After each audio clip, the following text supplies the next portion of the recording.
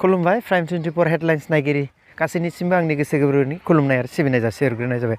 दायो आं दंफैयो धेमाजि जिल्लानि सिङाव थानाय सोनाब सानजारि नोगोर 2 नं लग्लुं बर' गामिनि गुदि फरायसालियाव।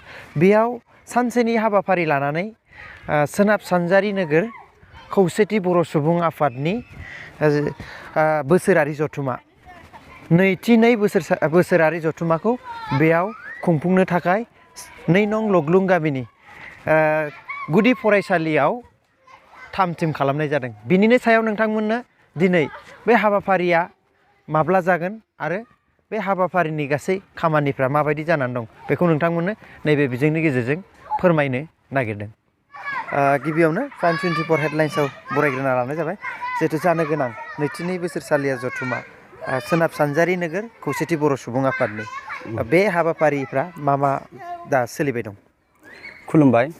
गिबियावनो प्राइम 24 हेडलाइन्सनिसिम आंनि गोसो गोरबोनि खुलुमनायखौ जासिग्रोबाय।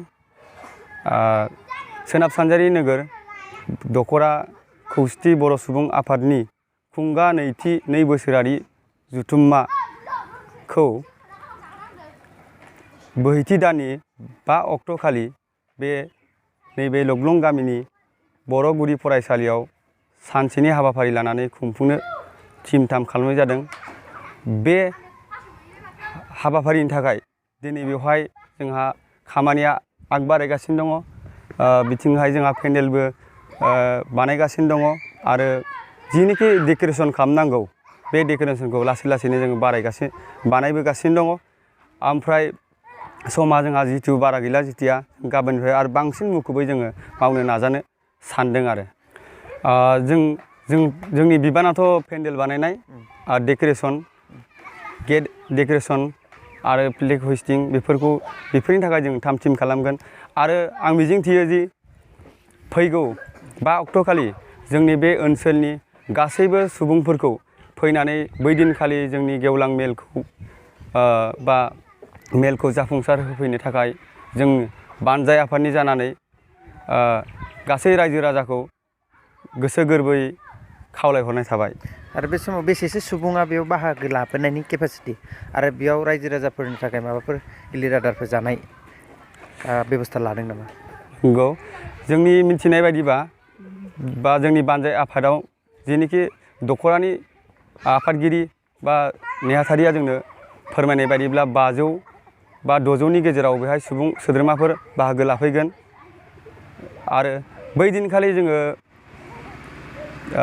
गिलिर बोथिसे आदार जाहोनायनि जोङो थिरांथा लादों। लोगोसे फुङावहाय जोङो रेजें आदारनिबो मोनसे थाम-थिम खालामनाय जादों। आरो बे समाव नोङो बे रादाबनि गेजेरजों जोंनि सोनाब सानजानि रायजो राजाफोरखौ बे मेलाव माबायदि बाहागो लानो थाखाय खावलायगोन आरो बानजाय आफादनि जानानै? आं बेखौनो लुबैगोन दि फैगौ 5 अक्ट'खालि जोंनि बे ओनसोलनि सोनाब सानजारि नोगोरनि दखरायाव जेसेबां सुबुं दङ बिथांमोना फैनानै बै दिनखालि जाहाथे बे जोंनि मेलखौ बाहागो लाफैनानै रमायना समायना साक्सेसफुल खालामफैयो बेखौनो आं मिजिंथियो। मानोना जोंहा बे आफादनि गेजेरजों जोङो किसुमान मावनो गोनां हाबा दङ आरो बे आफादनि गेजेरजों जोङो किसुमान मोननो लुबैनाय हास्थायनाय मिजिं थानांगोन। आरो जों बे आफादनि गेजेरजों दिनै जोंनि बर' हारिनि किसुमान मावनो गोनां खामानिफोरखौ जोङो मावनो थांगासिनो दं। बेखायनो आङो नोंथांमोननि बे चेनेलनि थ्रुयै बे ओनसोलनि रायजो राजाखौ आं खावलायनो सानो जे बै दिनखालि फैनानै मेलखौ मेहेरगोनां खालामफैनांगौ आरो जाफुंसार होफैनांगौखौ मिजिंथिनाय जाबाय।